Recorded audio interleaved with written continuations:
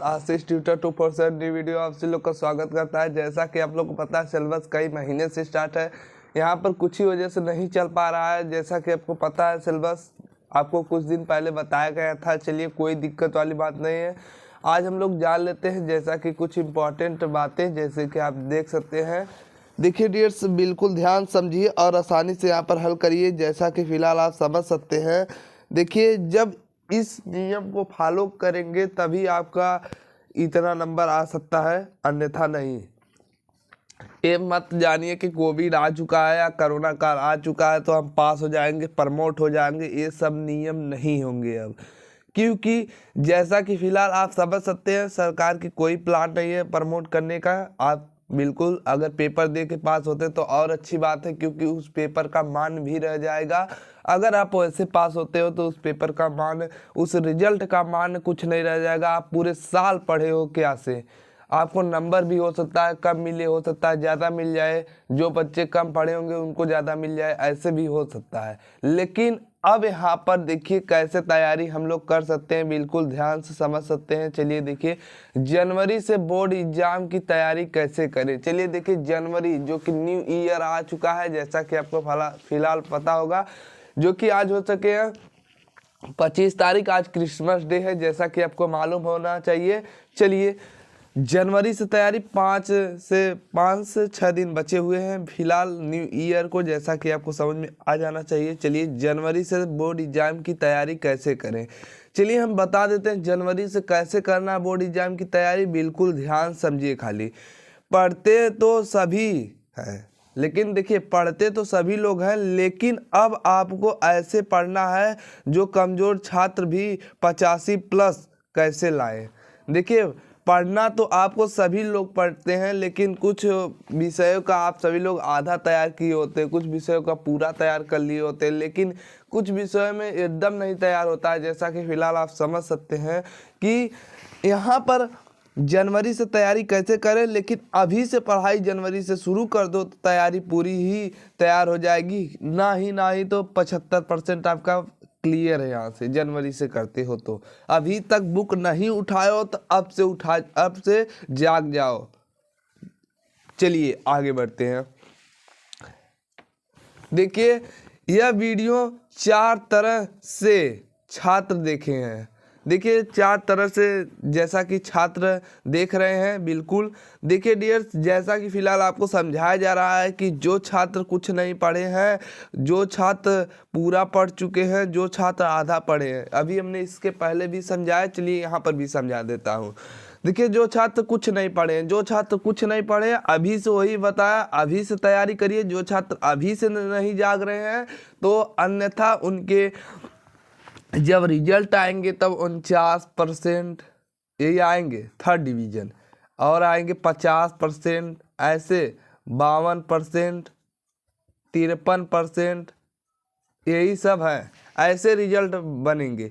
अभी तक जो कुछ नहीं पढ़ा है उनका भी अभी से जाग जाओ तो भी आपका 75 नंबर फिक्स है, कहीं पर नहीं जाएगा। बिल्कुल डियर्स, चलिए हम आगे बढ़ते हैं। जो छात्र पूरा पढ़ चुके हैं, देखिए जो छात्र होते हैं पूरा पढ़ चुके होते हैं, लेकिन उनकी कुछ विषयों की तैयारी नहीं रहती है, लेकिन वहाँ पर भी देखिए पूरा तो पढ़ चुके हैं लेकिन वो रिवीजन नहीं कर रहे हैं। रिवीजन करेंगे तभी तो होगा। मान लीजिए स्कूल में पढ़ा दिया गया, आप रिवीजन नहीं कर रहे हो तो वहाँ से मतलब कुछ नहीं रह जाएगा। चलिए डियर्स आगे बढ़ते हैं। जो छात्र आधा पढ़े हैं, आधी मतलब करा है, जो छात्र आधा पढ़े मतलब जो छात्र मतलब आधे विषय की तैयारी कर चुके हैं। जैसे मान लीजिए आपके लेसन में पूरा 24 लेसन है, 12 लेसन का तैयारी कर चुके हैं और 12 लेसन अभी उनको करना है। तो 12 लेसन कब करोगे, अभी से जागो तब ना करोगे तो यही बात है। आधा नहीं हुआ है तो मतलब आधी पढ़ाई अभी नहीं हुई, यहाँ पर लिखने का मतलब यही है। अब देखिए ब्रैकेट में लिखा हुआ है जो छात्र अभी शुरुआत करेंगे, मतलब वही करा, जो छात्र अभी शुरुआत करेंगे उनका 75 नंबर रिजल्ट से बच जाएगा। चलिए डियर्स, कोई दिक्कत वाली बात नहीं है। यहाँ पर आप अच्छे से रिवीजन करते रहिए। जो छात्र पूरा पढ़ चुके हो रिवीजन जरूर करें। रिवीजन करने से आपको प्रैक्टिस होती है। आप अगर डेली करते हो तो कोविड के चक्कर में मत पढ़ना, हम तो यही कहना चाहते हैं। जैसा कि फिलहाल आप समझ सकते हो कि यहाँ पर देखिए जो बहुविकल्पी प्रश्न दिए रहते हैं वो आप डेली 10 प्रश्न याद करिए, कोई दिक्कत वाली बात नहीं उसमें। देखिए जो मैथ का है बहुविकल्पी प्रश्न कैसे बन सकता है, जो आपके बुक में दिया है, जैसे लास्ट चैप्टर खत्म होता है तो वहाँ पर दिया रहता है। जैसे मान लीजिए प्रश्नावली ई तक है आपकी, मैथ क्लास 10 में मैथ का बता रहे हैं। देखिए अगर मान लीजिए MATHE मैथ का है आपका, फिलहाल आप समझ सकते हैं। देखिए मैथ का है प्रश्नावली कितना है, प्रश्नावली ए से ई तक है। क्या ए से ई तक है, मान लीजिए कितना है ई तक, 1 से ई तक है। तो आपका जो रहेगा ABCDEFGH यही होगा ना। तो वहाँ पर जो ई वाला रहेगा उसमें बहुविकल्पी क्वेश्चन दिया रहता है, जो कि लास्ट में सब मिला कर दिया रहता है। अगर आप उतना ही तैयार कर लेते हो तभी पर आपका कहीं पर मैथ का बहुविकल्पी प्रश्न कहीं पर नहीं छूट जाएगा। बिल्कुल बोर्ड एग्जाम में उसी टाइप के क्वेश्चन पूछे जाते हैं, उसी तरीके से क्वेश्चन पूछे जाते हैं। हाँ क्वेश्चन थोड़ा सा बदला होगा, थोड़ा सा अलग होगा, यही होना चाहिए। लेकिन अगर आप पढ़े हो हैं तो आप चाहे जैसा क्वेश्चन आए आप लिख लेंगे, कोई दिक्कत नहीं। चलिए मैथ के लिए बता रहा हूँ। और कह सकते इंग्लिश के लिए, इंग्लिश में दिया रहता है। अगर पूरा सब्जेक्ट पढ़ लेते हो, हाँ कैसे एक लेसन पढ़ लेते हो, एक लेसन के बाद आपका बहुविकल्पी दिया रहता है। अगर आप कह दे साइंस में भी दिया रहता है। आप केमिस्ट्री कर दे केमिस्ट्री में भी दिया रहता है, फिजिक्स कर दे फिजिक्स में भी दिया रहता है। जैसा कि आप तीनों पढ़ सकते बायो में भी दिया रहता है। चलिए यहाँ पर रिवीजन, सारे सब्जेक्ट का इम्पॉर्टेंट क्वेश्चन डेली रिवीजन करें। कर सकते हैं इम्पॉर्टेंट क्वेश्चन, बहुविकल्पी क्वेश्चन और शॉर्ट लॉन्ग आंसर भी। और उससे ज़्यादा ही ज़्यादा आप क्या करें, प्रैक्टिस करें।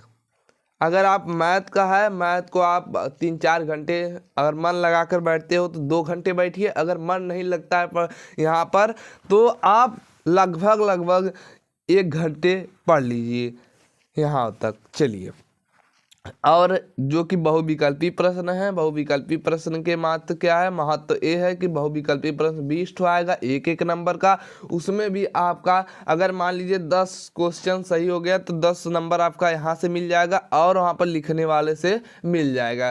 क्योंकि देखिए बहुविकल्पी बहुत आसान नहीं है, इसलिए बता रहा हूँ। अभी से रिविजन चालू कर दीजिए, अभी से जाग जाओ सभी लोग, क्योंकि यहाँ पर पढ़ाई डेली होती है। जैसा कि आप समझ सकते हैं केवल मैथ की होती है, लेकिन और अन्य सब्जेक्ट के है तो अदरवाइज देख सकते हैं हम। चलिए